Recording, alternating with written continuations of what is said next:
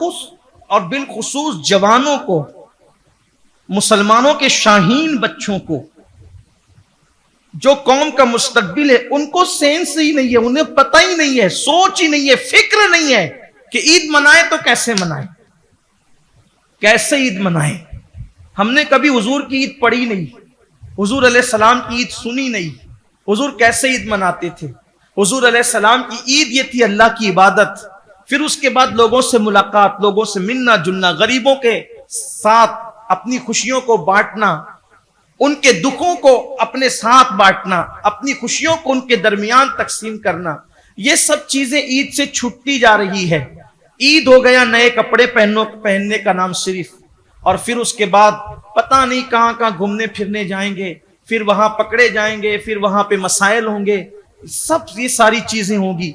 और फिर माज़ अल्लाह, बल्कि अब तो हालात ये होते हैं कि मुसलमान ईद के दिन भी इतनी बड़ी तादाद में सिनेमा हॉलों के अंदर जाते हैं कि बल्कि फिल्म वाले रमजान शरीफ में कोई नई फिल्म रिलीज नहीं करते। आप देखें, आप गौर करें, रमजान शरीफ के अंदर, हालांकि हिंदुस्तान में कितने लोग बसते हैं, हिंदुस्तान के अंदर 100 करोड़ लोग बसते हैं। ठीक, कितने लोग बसते हैं? 1,25,00,000 लोग।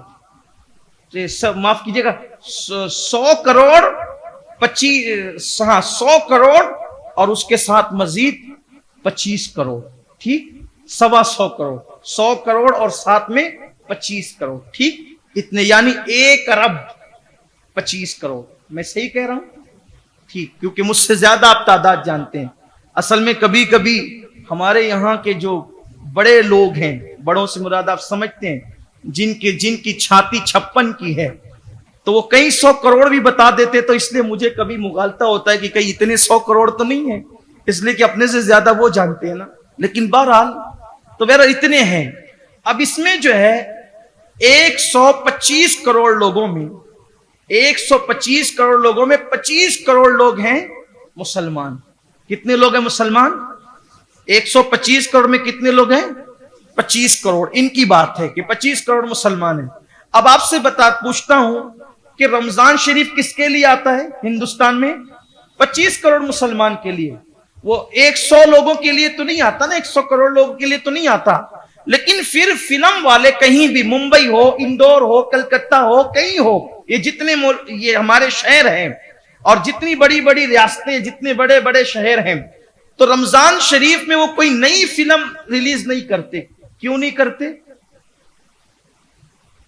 वो 25 करोड़ लोगों के क्या वो रमजान शरीफ का लिहाज करते हैं, रमजान शरीफ का एहतराम करते हैं? उनके इंटरव्यूज पढ़ो तो पता चलेगा, वो कहते हैं कि रमजान के महीने में जब कोई फिल्म रिलीज की गई तो उसको कोई रिस्पॉन्स नहीं मिला, उससे हमारी कोई कमाई नहीं हुई। क्यों भाई? ये 25 करोड़ लोग नहीं देख रहे थे फिल्म, तो 100 करोड़ लोग तो थे ना। फिर क्या? इसका मतलब यह है कि जिस फिल्म में मुसलमान न जाएं, वो फिल्म कामयाब नहीं हो सकती, सुपरहिट नहीं हो सकती। मतलब यह है कि 25 करोड़ होने के बावजूद भी जितना मुसलमान फिल्म देखता है, उतना कोई और मजहब का मानने वाला नहीं देखता है। तुम्हारे देखने से वो कामयाब होती है, तुम्हारे न देखने से वो फेल हो जाती है। तो यहां पर इस बात को दुख के साथ कहना पड़ता है कि कौम मुस्लिम हिंदुस्तान के अंदर वो कौम है कि अल्लाह अकबर, ईद के बाद ये लोग नई नई फिल्में रिलीज करते हैं। क्यों? ताकि मुसलमान रमजान शरीफ में नहीं देखते और ईद से फिर ये देखना शुरू करते हैं, और फिर अल्लाह अकबर, ईद के अंदर जो है वो सारे शो जो है वो भरे हुए होते हैं, बल्कि नई नई फिल्में आती है और अल्लाह अकबर इतना भर करके चलती है कि इसी शहर का हाल ये है कि कोरोना की इस महामारी के अंदर वो जो वीडियो चली न्यूज चैनलों पर और गुंबदों मीनार के शहर का नाम बदनाम हुआ कि चल जो है वो नंबर लगा करके लोग जो है इस तरीके से दौड़ रहे भाग रहे, बल्कि चलने की जो है वो गुंजाइश नहीं है, तो एक दूसरे के ऊपर जो है वो छलांग लगा करके ऊपर से चढ़ करके जो है वो छलांगे लगा रहे हैं। ये सूरत हाल है, ये कैफियत है। मेरे प्यारे आका अलैहिस्सलाम के प्यारे दीवानों, जिस कौम को अल्लाह ईद के दिन माफ कर दे, बख्श दे, उसको इस तरीके से गुनाह से पाक कर दे कि जैसे आज ही मां के पेट से पैदा हुआ, उसके बावजूद भी वो कौम का ये हाल हो कि वो ईद के दिन ही फिल्म देखें और बासी के दिन जो है सारे फिल्म खानों को आबाद कर दे, तो सोचो मुस्तफा जान रहमत के दिल पर क्या गुजरती होगी और रोजों की बरकतें क्या नसीब होती होगी और शैतान कितना खुश होता होगा और रहमान को कितनी अजियत पहुंचती होगी। मेरा अल्लाह कुरान में फरमाता है, इन्नल्लज़ीना यूज़ूना अल्लाह व रसूला लअनहुमुल्लाहु फिद दुनिया वल आखिरा, कि जो अल्लाह उसके रसूल को अजियत पहुंचाते हैं, अल्लाह तबारक व तआला उन पे दुनिया में भी लानत करता है, उन पर आखिरत में भी लानत फरमाता है और उनके लिए बदतरीन अजाब है। मेरे आका अलैहिस्सलात व तस्लीम के प्यारे दीवानों, आप अंदाजा तो करें ईद क्या थी और हमने ईद को क्या कर दिया। काश के मुसलमान रमजान शरीफ में तब्दील होते, रमजान शरीफ में अपने आप को बदलते, अपनी जिंदगियों में इनकलाब बपा करते। अल्लाह अकबर। मुसलमानों सोचो, अगर तुम रमजान शरीफ में फिल्म न देखो तो नई फिल्में आना रमजान शरीफ में बंद हो जाती है। काश के मुसलमान फिल्म देखना ही बंद कर दे तो फिल्मों का क्या हाल होगा।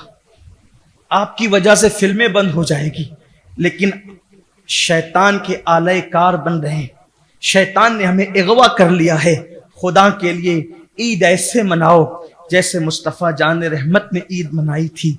हाँ, वही ईद जिसमें यतीम को कंधे पे बिठाया था। हाँ, वही ईद जिसके लिए बेवाओं के सर पे चादरें डाली थी। हाँ, वही ईद जिसमें खुद भूखे रह करके औरों को खिलाया था। आइए, नबी के घर की ईद कैसी थी, मैं एक बात बताकर अपनी गुफ्तगू को मुकम्मल करूं, क्योंकि वक्त हो गया है। फिर ईद की नमाज का तरीका बताकर हम बात पूरी कर लेंगे। ईद कैसी? ईद खुशियां बांटने का नाम है। ईद अल्लाह को राजी करने का नाम है। ईद अपने आप को जन्नती बनाने का नाम है। ईद रसूलुल्लाह की खुशी का नाम है।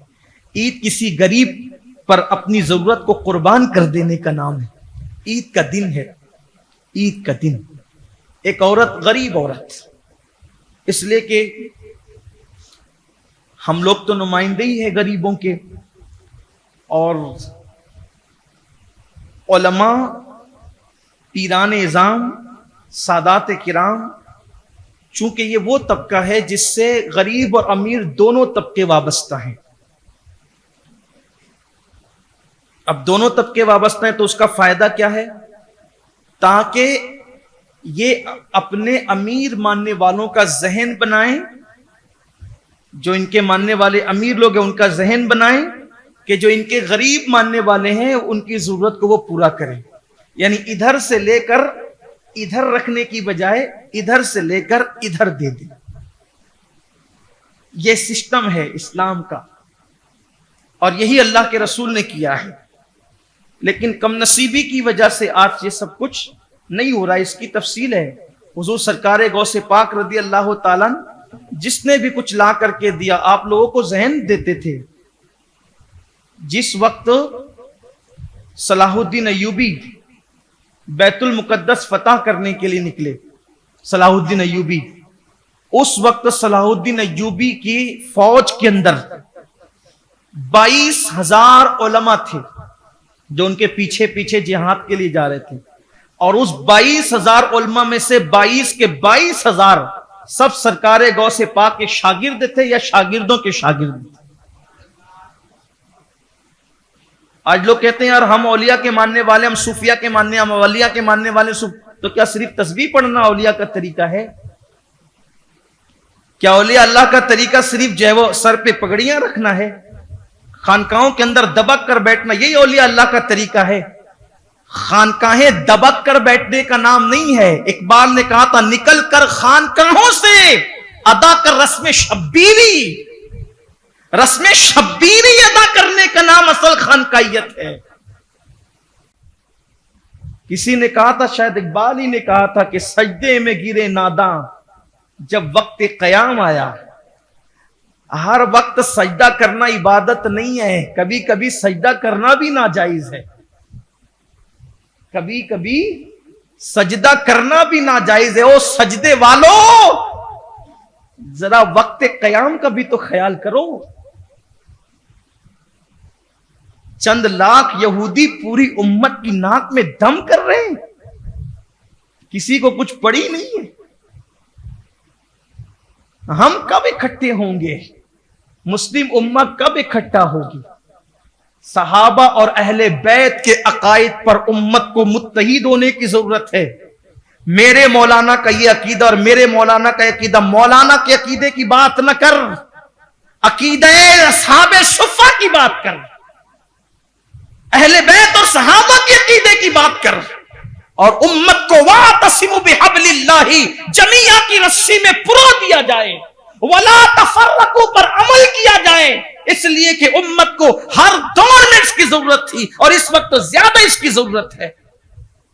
वही अकीदा हो, वही नजरिया हो जो अकीदा सिद्दीक अकबर का था, जो फारूक आजम का था, जो उस्मान गनी का था, जो मौला अली का था। सिद्दीक अकबर यमामा की जंग में अपने जो वो साथियों को, सिपाहियों को भेजते हैं तो लोग कहते हैं कि कोड वर्ड क्या मुकर्रर किया जाए, अपनों की पहचान का कौन सा जुमला मुकर्रर किया जाए। तो सिद्दीक अकबर कहते हैं कि या रसूल अल्लाह, मदद का नारा जब तुम्हारे साथ कोई लगाए समझ जाओ कि ये मुसलमान है, और जो या रसूल अल्लाह मदद का मुनकिर हो समझ जाओ कि ये मुसल्लम कज़्ज़ाब का आदमी है। इस अकीदे की जरूरत है। आप कहेंगे हमने तो कोई दूसरा नारा सुना, हमने कहा दूसरा नारा नहीं सुना, ये उस नारे का तर्जुमा है, इसलिए कि वो नारा था या मुहम्मदा, या मुहम्मदा। इसको ग्रामर में अगर आप तर्जुमा करेंगे तो या हरफे निदा, मुहम्मद मुनादा, और मुनादा पर जब मद आ जाए तो वो मदद का फायदा देता है, तो उसका माना ये होता है ऐ मोहम्मद हमारी मदद कीजिए। पता चला ये सिद्दीक अकबर का कीदा था कि हुजूर कब्र में रहकर भी जब तक उम्मत की मदद न करें उस वक्त तक उम्मत कोई जंग जीत ही नहीं सकती। जब तक हुजूर की मदद न हो उम्मत कोई जंग नहीं जीत सकती। जब हुजूर से मदद मांगने शिर्क हो गया तो फिर उम्मत जंग कहां जीतेगी? जंग जीतना तो बहुत दूर की बात है, जिंदगी का मैदान नहीं जीत सकते हुजूर की मदद के बगैर। हुजूर की मदद जरूरी है। इसीलिए तो किसी ने अर्ज किया था, ऐ खास है खासान रसूल वक्त दुआ है, उम्मत पे तेरी आके अजब वक्त पड़ा है। वो दी जो बड़ी शान से निकला था वतन से, परदेश में वो आज गरीबुल गुरबा है। और आपको बताऊं, लोग कहते हैं करबला की जंग जीत ली गई, करबला की जंग जीत ली गई। मैं कहता हूं जो जंग भी जीती गई है, हर जंग के पीछे रसूलुल्लाह की मदद है। यमामा की जंग या मुहम्मदा, देखा आपने, यहां भी या का नारा लग रहा है। करबला की जंग, इमाम ज़ैनुल आबिदीन को जब रस्सियों से बांधा जा रहा था तो इमाम ज़ैनुल आबिदीन वहां भी वही सिद्दीक अकबर वाला नारा लगा रहे थे, अदरिकनी ज़ैनुल आबिदीन या रहमतल लिल आलमीन। जानते थे कि जो भी जंग जीती जाएगी मुहम्मदुर रसूलुल्लाह की मदद से जीती है। और आज भी जरूरत है इस उम्मत को, इस उम्मत मौलाना के अकीदे की बात करने की बजाय मौला अली के अकीदे की बात करे, मौला सिद्दीक के अकीदे की बात करे, मौला उमर के अकीदे की बात करे, मौला उस्मान के अकीदे की बात। यहां मौला बमाना आका कह रहा हूं, यहां मन कुंतो वाला मौला नहीं कह रहा, इसलिए कि मौला के भी कई माना है। एक मौला का माना आका के हैं, और वो जो मन कुंत मौला है वहां मौला का माना महबूब के हैं। दोनों में फर्क है। तो आज सहाबा के अकीदे और अहले बैत के अकीदे की बात करने की जरूरत है। बात दूर निकल गई, मैं अपनी बात खत्म कर लूं, इसलिए कि हम नमाज के लिए आए, बल्कि जल्दी टाइम इसीलिए रखा गया ताकि लोग उठने से पहले हम मस्जिद से बाहर हो जाएं। इससे पहले कि लोगों का नशा खत्म हो, हम नशा इश्क रसूल को लेकर बाहर निकल जाएं। जल्दी निकल जाना है हमें। सैयदा तैयबा ताहिरा खातून जन्नत सैयदा फातिमतुज़ ज़हरा के घर ईद के दिन एक गरीब खातून आई, गरीब औरत। उसके बच्चों ने नए कपड़े नहीं पहने थे और ईद का दिन था। हसनैन करीमैन नन्हे से थे, नन्हे से मुराद 3-4 साल की उम्र थी और ईद की नमाज हो चुकी थी, खुशियां बट रही थी, शहजादे सो रहे थे, दोनों शहजादे सो रहे थे और ऐसे में गरीब खातून उसी उम्र के बच्चों को लेकर आती है। सैयदा की नजर बच्चों पे पड़ती है, कहती है बहन तुमने ईद के कपड़े अपने बच्चों को नहीं सिलवाए? कहा कि हमारी गुर्बत ने हमें इजाजत नहीं दी सिलवाने की, हमारे पास इतने पैसे नहीं कि हम कपड़े सिलवा सकें।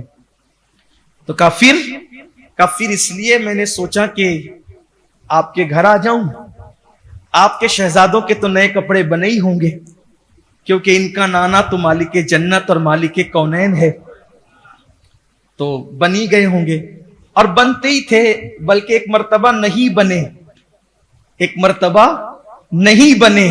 तो शहजादों ने रात को रोया, कहा नाना कपड़े। सरकार ने फरमाया कि तुम्हारे बाबा से कहो, तुम्हारे बाबा से कहो। बाबा से कहा तो कहा तुम्हारी अम्मी से कहो, अम्मी से कहा तो कहा नाना से कहो। तो कहा नाना को कह चुके, नाना ने बाबा की तरफ भेजा, बाबा ने आपकी तरफ भेजा। सर सजदे में रखा, सैयदा ने कहा मौला हमने कभी किसी के आगे हाथ तो फैलाया नहीं सिवा तेरी बारगाह के, सबके बच्चे नए कपड़े पहनेंगे तो फातिमा के बच्चों का क्या होगा? सर सजदे से नहीं उठा था कि दरवाजे पे दस्तक हुई। फिजा ने पूछा कौन? कहा कि हसनैन का दर्जी आया है। दर्जी मतलब टेलर, हसनैन का दर्जी आया है। का क्या मतलब? का ये कपड़े लाया हूं, बीबी को दे देना। फिजा ने कपड़े वसूल किए, बीबी ने आवाज सुनी, सैयदा ने सर सजदे से उठाया, का दर्जी तो उस वक्त ला के देता है जब पहले कपड़े जमा कराए, ये कौन सा दर्जी है जो बगैर कपड़े जमा करवाए हुए कपड़े ला करके देता है? अभी ये गुफ्तगू हो ही रही थी, हुजूर आए, बीबी क्या बात है? अस्की आका कोई हसनैन का दर्जी कपड़े दे गया है। सरकार ने मुस्कुराया, कहा जानती है वो कौन है? बाबा आप जाने, आपका रब जाने। का वो कोई मामूली दर्जी नहीं है जो मदीने में रहता हो, वो मामूली दर्जी नहीं है, बल्कि वो तो आसमानों में रहता है जो आज हसनैन का दर्जी बनकर जन्नत का लिबास लेकर आया। कपड़े दिए तो शहजादों ने कहा ये कलर नहीं चाहिए, हमें दूसरा कलर चाहिए। आए लिबास जन्नत के, का कलर दूसरा चाहिए। हुजूर ने पानी मंगाया, पानी में दोनों लिबास डाले, कहा तुम्हें क्या चाहिए? हसन पाक ने कहा मुझे हरा चाहिए, हुसैन पाक ने कहा मुझे लाल चाहिए। पानी में से निकाला तो जो हसन के लिए था वो हरा था और जो हुसैन के लिए था वो सुर्ख था। जब कभी घर से नहीं बने तो इस शान से आ गए। बहरहाल लेकिन उस दिन घर से बने थे कपड़े, जिस दिन का वाकया मैं बयान कर रहा हूं। तो गरीब औरत ने कहा कि बीबी मुझे पता है कि आपके यहां तो कपड़े बने ही होंगे, क्योंकि यहां तो जन्नत का लिबास भी आता है, कभी जन्नत का खाना भी आता है। जन्नती लोगों के घर फिर जन्नत का नहीं आएगा तो कहां का आएगा? बल्कि वहां तो जन्नत उतर आई थी, जन्नत जमीन पर उतर आई है। मेरे आका फरमाते मां बैना बैती व मिंबरी रौज़तुम मिन रियाजिल जन्नह। जन्नत जिसके घर उतर आती है वो नबी का घर है। हाँ, तेरे दर का दरबा है जिब्रील आजम, तेरा मदह खाहर रसूल वली है। तो उसने कहा बीबी मैंने सोचा कि कपड़े हमारे घर नहीं बने हैं तो आपके बच्चों के तो बने होंगे और मेरे बच्चे आपके बच्चों के हम उम्र है, तो मैंने सोचा कि जब नए कपड़े आपने हसनैन को पिनाए होंगे तो पुराने कपड़े आपने उतारा होगा, तो हसनैन का उतारा लेने मैं आई हूं। पुराने कपड़े मुझे दे दें ताकि मैं अपने बच्चों को पहना दूं और हम भी ईद कर लें। अरे जिसके बच्चों को हसनैन का उतारा मिल जाए फिर उससे बड़ी ईद किसको होगी? उससे बड़ी ईद किसकी होगी? तो बस बीबी पाक से उसने कहा कि मैं हसनैन का उतारा लेने आई हूं, क्योंकि जूने कपड़े मुझे दे दे, नए तो बच्चों को पहना है तो जूने उतर गए होंगे। बीबी ने फरमाया ठीक, सही कहती। फिजा का फिजा, वो कपड़े लाओ जो हमने सुबह को उतारे थे बच्चों के, और फिर वो कपड़े मंगाया, दोनों शहजादों को जगाया और जगाने के बाद वही उतारे हुए कपड़े हसनैन को पहनाए और नए कपड़े उसके बच्चों को देते हुए कहा, हमारे यहाँ लोगों को पुराना नहीं दिया जाता, पुराना हम रखते हैं, नए गरीबों को अता करते हैं। आओ दरे ज़हरा पर फैलाए हुए दामन, नस्लें हैं करीमों की लचपाल घराना। ये ईद है, ईद इसे कहते, ये रसूलुल्लाह के घर की ईद है। अगर हम ऐसी ईद करते हैं तो मुबारक हो, और अगर ऐसी ईद हम नहीं करते तो फिर नए कपड़े आप पहनते रहें, फिर कयामत में पता चलेगा कि ईद किस चीज का नाम है। अल्लाह हमें गरीबों का ख्याल करने की तौफीक अता फरमाए, अल्लाह हमें मुफलिसों का ख्याल करने की तौफीक अता फरमाए, अपनी जरूरत को दूसरों की जरूरत पे कुर्बान करने की अल्लाह तौफीक अता फरमाए।